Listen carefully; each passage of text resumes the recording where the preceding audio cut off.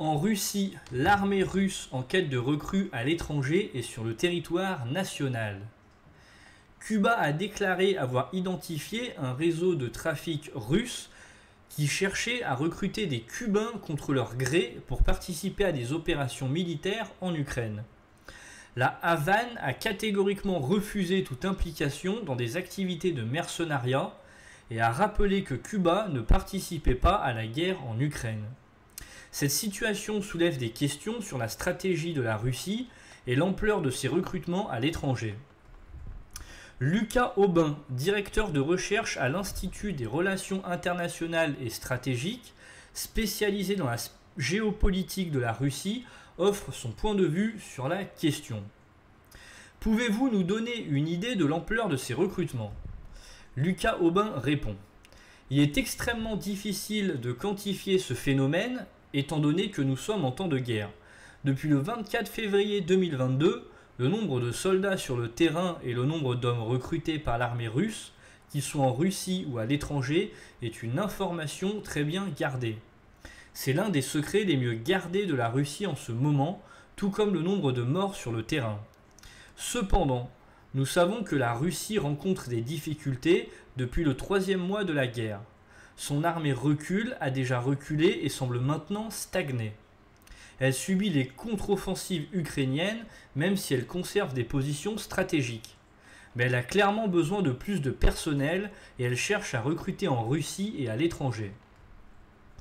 Recruter uniquement en Russie est problématique, car cela enverrait un signal négatif à la population russe.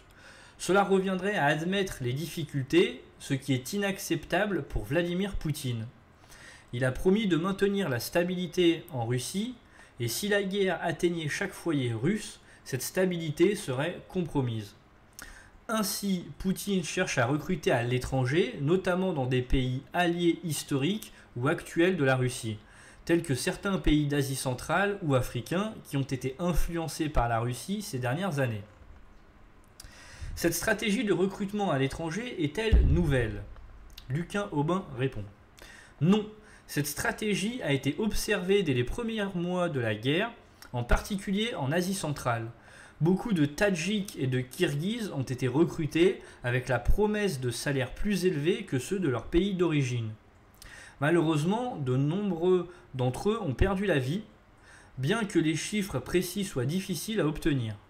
Les recrues savent qu'elles sont utilisées comme chair à canon et sont souvent envoyées en première ligne avec peu de chances de revenir en vie.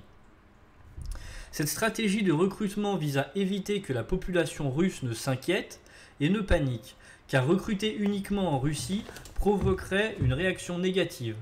Ainsi, la Russie utilise une approche globale cherchant à recruter dans des pays alliés ou influencés par la Russie afin de maintenir une image de stabilité en Russie.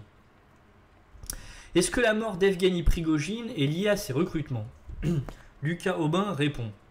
Non, la mort d'Evgeny Prigojine n'est pas directement liée à ces recrutements, mais il était un acteur clé dans ces nouvelles stratégies. Prigojine, un entrepreneur militaire, a compris qu'il était possible de diffuser l'influence militaire russe à l'étranger, d'étendre l'économie russe et d'influencer les orientations diplomatiques de certains États. Il a contribué à développer cette idée, qui est devenue concrète à partir de 2018-2019, lorsque l'influence russe en Afrique est devenue tangible. Depuis le 24 février 2022, nous voyons que la Russie conserve une part de son héritage soviétique, notamment en entretenant des alliances avec l'Asie centrale. Elle teste de nouvelles stratégies dans des pays proches ou lointains, à condition qu'ils ne soient pas occidentaux.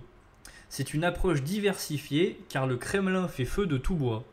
Il est encore trop tôt pour évaluer pleinement l'efficacité de cette stratégie, mais il est probable qu'elle porte ses fruits à l'avenir. Pour le moment, nous n'avons pas suffisamment d'informations pour le dire avec certitude. Merci d'avoir suivi cette vidéo, j'espère que vous l'avez appréciée et que vous avez appris plein de choses. N'hésitez pas à liker, partager, commenter, à venir faire un tour sur la chaîne YouTube pour regarder d'autres vidéos, à vous abonner, à activer la cloche pour être au courant de chaque nouvelle info. Je vous souhaite une bonne et agréable après-midi, à la prochaine!